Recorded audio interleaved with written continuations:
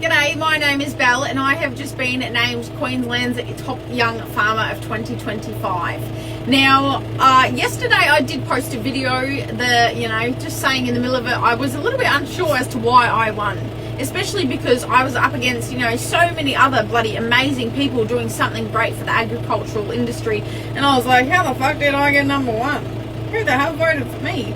And upon reflection, I think I have some sort of idea as to why I come out as number one, and I just wanted to share them with you. Now, first off, I run my own property single-handedly. I don't run it single-handedly all of the time, but majority of the time I do. Now, every now and then I will get, I'll have to get contractors in, or I'll have to have family or neighbours or friends help me in the yards, because yards is not just a one-person job. That's like a fucking several-person job. And I can imagine that must be a massive inspiration for younger people, knowing that one girl can almost do it all. Almost. Not all of it, but almost. And I bloody love it that way. I fucking love it. If I can take it, I can bloody make it. And I sort of like to push myself as much as I can to see how much one person can really do.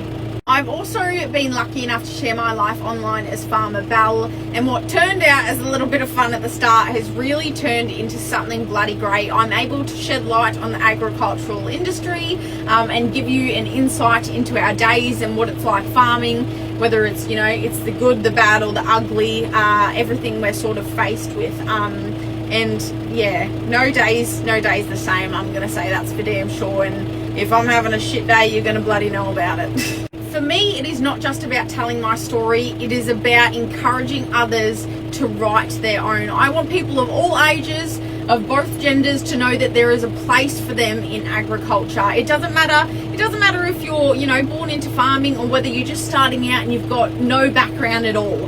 As long as you have the heart and the drive, this industry has a place for you. Now, I've always believed that farming isn't just a job, it is a lifestyle. It is a bloody community, and we are all banding together to feed the country. We've always got one goal, and that's feed the bloody country. It's pretty bloody tough out here. You can have your good days, you can have your hard days. It all depends on the fucking weather. We are taking a gamble every single day.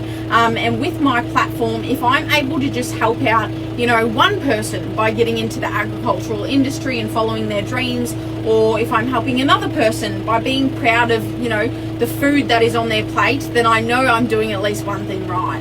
Another little thing that I do want to mention is it's fairly fucking ironic that majority of Australia is complaining, being like, corporations outside of Australia are buying Australian farms. We need to stop this. And then some 25-year-old young farmer comes along and buys properties, keeps it in the Australian name, all of a sudden, that's how she bought the properties. Sorry, are we going to forget that I just bought properties instead of some corporations buying these properties? Are we going to forget that? Anyway, I just thought that was a little bit ironic, but I'm just gonna leave that there. It's better some 25-year-old OnlyFans chick buys properties in Australia and gives back to Australia rather than corporations overseas. Think about that. Now, I know it is a very controversial subject as to how I bought my properties, and I think whilst it's easy to judge, I think it speaks bloody volumes that I had to resort to one specific thing to own my own properties at 25 years of age. Now it's so easy to judge. I've seen comments and they never affect me. You've got to be fucking as tough as the land that raised you if you want to be in the social media industry. And I never take anything to heart, but I find it so interesting how easy it can be for people to judge. The first thing they see is she bought her farms with OnlyFans money. That's not a real farmer. I could be out here, I could be buying sports cars and mansions, and I could be wearing bloody Louis Vuitton and, but I'm out here covered in animal shit and dust, and I'm feeding my country. I'm I'm giving back to my country. I'm putting my country before myself. I'm sort of sacrificing myself in a way. And I just wanted to say that it's quite bloody humorous that it's so easy to judge, but I think it speaks bloody volumes that I had to go down that route of doing OnlyFans to fund my own properties. It's quite difficult, and I really want to be an advocate for women in agriculture. And whilst it's easy to say, you're not no bloody influencer for my young girls, I'm teaching your young girls that do what you fucking need to do. You don't have to take the bloody route that I did, but don't let anyone hold you back with how the hell you want to achieve your dreams. Unless they're funding your dreams, they don't get a fucking say. Tell them to shove it up their ass. And I think it speaks volumes that I had to go down that route. I was always told that I would have to marry into a rich farming family, and I was like, fuck that, I'm gonna marry for love. I'm not marrying to own a property some man owns. What the hell? I want to own my bloody own. And yeah, I just want to be an advocate for younger people and for women specifically in agriculture, because I never got a fair bloody go. Women are often paid less than men. Women are often, men are chosen before us. We always come second best, and we're always judged how we make our money. I always get told, oh, it's daddy's farm. That's never said to men. I don't think I've ever had a man say that to him in my presence. Whereas it's straight to the woman, how'd you get your money? How'd you get your money? Whereas when it comes down to men, it's like, congratulations, mate, you're doing a top job working on your dad's farm. You're going to take over this one day and you're going to do fucking spectacular.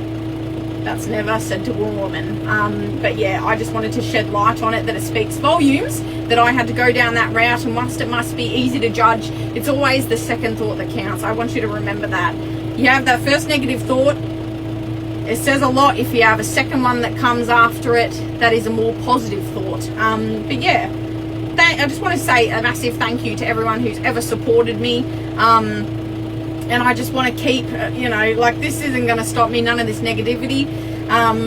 It's just going to fuel me, if anything. And I'm going to keep shedding light on the agricultural industry, and I'm going to keep encouraging everyone of all ages and, either gender, to go after their dreams and do whatever the fuck you want. But, yeah, the agricultural industry, we always have our, we have our arms wide open for you, and there's always a place for you. So keep trucking on, everybody. I bloody love ya.